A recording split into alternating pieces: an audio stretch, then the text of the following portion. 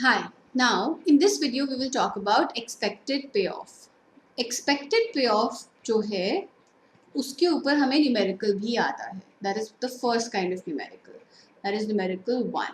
Okay, expected payoff. Let's suppose that I ask you to take a bet. आपके पास अभी $100 हैं. मैं आपको बोलती हूँ I will flip a coin. अगर heads आता है तो मैं आपको दूंगी 100 की जगह $150 और tails आता है तो मैं आपके $100 भी रख लूँगी और आपके पास $0 बच जाएंगे. So your payoff without gamble is $100 and your payoff with gamble is this, है ना. अब देखो states of nature क्या है, possibilities क्या है. Possibility या तो head आएगा या tail आएगा, right? और हमारे पास पे ऑफ्स की भी गिवन है जो अनसर्टन है. अब मैं इसको इसके साथ कंपेयर कैसे करूँ? ये तो एक नंबर है, तो दो नंबर है, मुझे समझ ही नहीं आ रहा कैसे कंपेयर करूँ, right. So what do I say that मुझे पता है हेड्स आने की प्रोबेबिलिटी इज 50% और 50% प्रोबेबिलिटी है टेल्स आने की. तो अगर मैं इस गेम को बार बार खेलती रहती हूँ, 1000 टाइम्स खेलती हूँ, 2000 टाइम्स खेलती हूँ, तो मेरे पास एक एक्सपेक्टेड पे ऑफ की स्कीम आ जाएगी. एक्सपेक्टेड पे ऑफ होगा कि मेरे को 50% ऑफ द टाइम्स, मतलब हाफ द टाइम्स तो 150 मिलेंगे और हाफ द टाइम्स 0 मिलेगा. सो मेरा एक्सपेक्टेड पे of is 75. My expected payoff is 75. So if I play this game a lot of times, my expected payoff is 75 और मेरा payoff जो है without gamble वो है 100. तो मैं कौन सा चूज करूंगी? I will choose where my payoff is higher ना, so I will choose this one.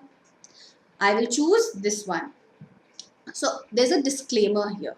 I want to put a side note here.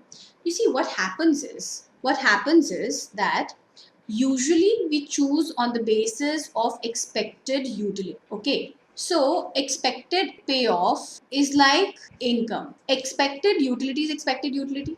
अब आपसे कोई पूछे कि एक्सपेक्टेड आपके पास दो इनकम्स, आप लोअर इनकम प्रेफर करोगे कि हायर इनकम प्रेफर करोगे? आप बोलोगे ना हमेशा हायर इनकम, है ना. अब कोई आपसे पूछे कि भाई ये हायर इनकम तो आपने देख ली, यूटिलिटी तो देखी नहीं, तो आप बोलोगे यूटिलिटी का तो मेरे पास कर्व ही नहीं था ना. सो अगर आपके पास एक्सपेक्टेड यूटिलिटी नहीं गिवन है तभी आप इस चीज़ को कंसिडर करोगे. अगर आपके पास ये गिवन है फिर तो यूटिलिटी का गेम हो जाता है ना, फिर तो हम इनकम को कंसिडर ही नहीं करते. You understand my point? So expected payoff in a question, in a numerical, in a theory is only and only important till the time we don't know what expected utility is all about. हाँ, जैसे ही आपके पास expected utility की चीजें आनी शुरू हो जाती हैं, then expected payoff becomes redundant. But having said that, what is expected payoff?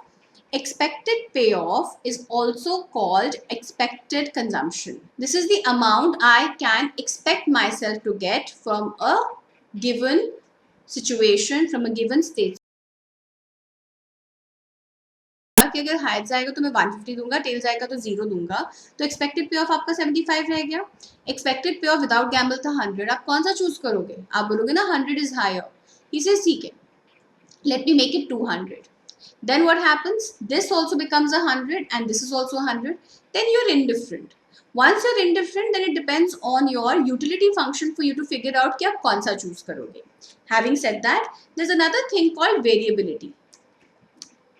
Another thing called variability. So now what happens is आपके पास अभी भी without gamble जो है वो $100 है. There's a person X who gives you the heads and tails का this thing. Heads आया तो 200, tails आया तो 0. आपके पास expected payoff कितना हो गया? 100.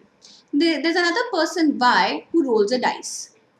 वो बोलता है अगर आपके पास 1 आया ना तो मैं आपको $600 दूंगा और 2, 3, 4, 5 और 6 आया तो आपको 0 मिलेगा. Right? What is the probability of getting a 1? The probability of getting a 1 is 1 by 6. The probability of getting a 1 is 1 by 6. So my expected payoff becomes what? My expected payoff is 1 by 6 into 600 plus 2 by 6 into 0, 3 by 6 into 0, 4 by 6 into 0, all 0, 0, 0, 0, 0, which is 100. So now if you have to choose this 100 or this 100, which one will you choose? You see, इसके अंदर variability कम है. इसके अंदर variability is lesser. Why is the variability lesser here? Because the chances of you getting a heads is 50%, which is way higher than just chances of getting a 1, which is only 1 by 6. तो इसीलिए सबसे पहली चीज हम क्या choose करते हैं? The first thing we choose is higher utility. We don't have that. Then we go to higher expected payoff or expected consumption. ठीक है, अगर वो सेम है, then we look at the third thing, which is variability. Then we look at what? We look at the lower variability, right? So I hope expected consumption, expected payoff is clear. What is expected consumption, expected payoff? Probability into the payoff will give me expected payoff. ठीक है, तो अगर utility given है तो हम सबसे पहले अपनी यूटिलिटी मैक्सिमाइज करेंगे. यूटिलिटी नहीं गिवन है, हम अपना एक्सपेक्टेड पे ऑफ मैक्सिमाइज करेंगे. एक्सपेक्टेड पे ऑफ सेम है, हम अपनी वेरिएबिलिटी या स्टैंडर्ड डेविएशन या coefficient of variation whatever is given to us, उसको हम मिनिमाइज करेंगे. Alright, so this was the first kind of numerical, first kind of theory. ठीक है, I will see you in the next video. Thank you.